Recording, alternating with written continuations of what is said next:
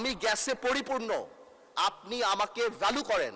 আজকে ভোলা ব্রিজ, আজকে আমি মন্ত্রীদের পিছে পিছে ঘুরি, কাউকে বলে আমাকে একটা এয়ারপোর্ট দেন, কাউকে বলে আমি একটা তেল দেয়,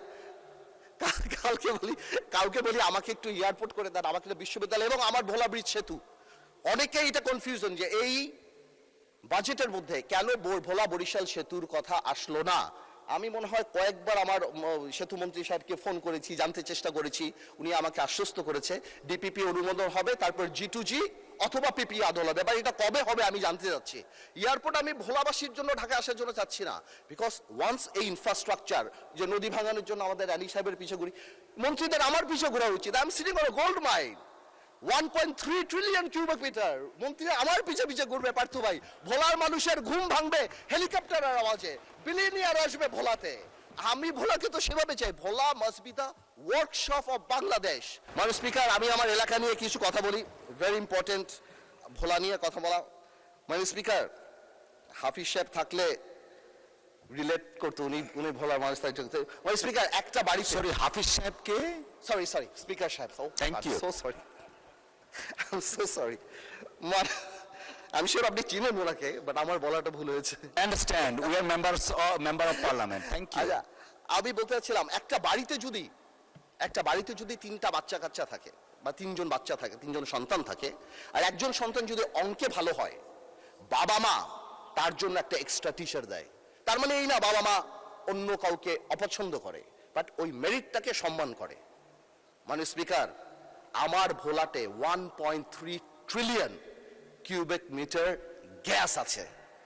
আমাকে একটু অঙ্কের টিচারের মতো আলাদা করে দেখা উচিত, because I am intelligent and I have the capacity to become a doctor or engineer in future. আমি গ্যাসে পরিপূর্ণ, আপনি আমাকে ভ্যালু করেন। আজকে ভোলা ব্রিজ, আজকে আমি মন্ত্রীদের পিছে পিছে ঘুরি, কাউকে বলে আমাকে একটা এয়ারপোর্ট দেন, কাউকে বলে আমি একটা তেল দেয়, কাউকে বলি আমাকে একটু এয়ারপোর্ট করে দেন, আমাকে একটা বিশ্ববিদ্যালয় এবং আমার ভোলা ব্রিজ সেতু।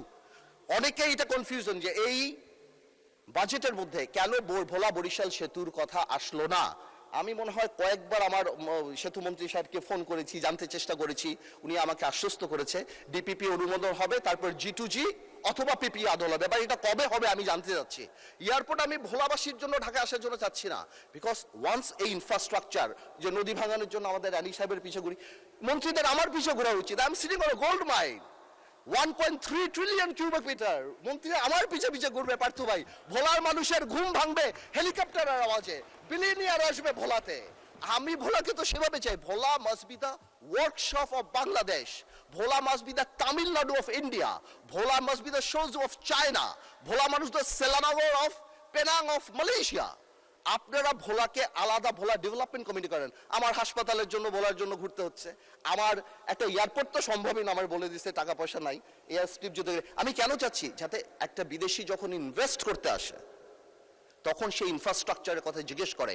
আমি ভোলা আর ঢাকায় আসার জন্য প্লেন চাই না, আমি এই জন্য চাচ্ছি তারা জিজ্ঞেস করে হসপিটালের কি অবস্থা, ইনফ্রাস্ট্রাকচারের অবস্থা, রাস্তাঘাটের কি অবস্থা, স্কুল কলেজের কি অবস্থা, সব ভোলা ব্রিজের কি অবস্থা। এই যে ভোলা ব্রিজ সেতু, আমাদের সেতুটা, এটা কবে হবে বাজেটে কেন না। আমি মাননীয় অর্থমন্ত্রীকে রিকোয়েস্ট করবো, আপনি একটু ভেঙে বলে দিবেন যে কেন নাই, কি হতে পারে, কবে হতে পারে, আপনার স্পিচ যখন হবে।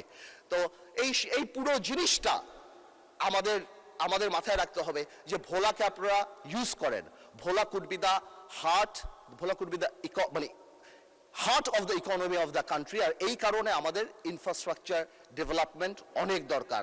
আমি মাননীয় প্রধানমন্ত্রীর দৃষ্টি আকর্ষণ করব যে ভোলা ডেভেলপমেন্ট কমিটি নামে একটা কমিটি যদি করে, ভোলাকে আলাদা বরাদ্দ বা ভোলার আলাদা জিনিসগুলো, এবং আমাকে যদি, যেহেতু আমি সরকারের পার্ট না, আমি কোনো মন্ত্রী না বা আমার কোনো এক্সিকিউটিভ পাওয়ার নাই, আমাকে এরকম একটা অ্যাক্সেসিবিলিটি করে দেওয়া যাতে আমি আমার কাজগুলি খুব তাড়াতাড়ি বের করে নিয়ে আসতে পারি। মাননীয় স্পিকার, আমি আর বেশি সময় নিব না, আমি আবার সরকারকে এবং বিশেষ করে মাননীয় প্রধানমন্ত্রীকে ধন্যবাদ জানাই এবং আমি কংগ্রাচুলেট করি।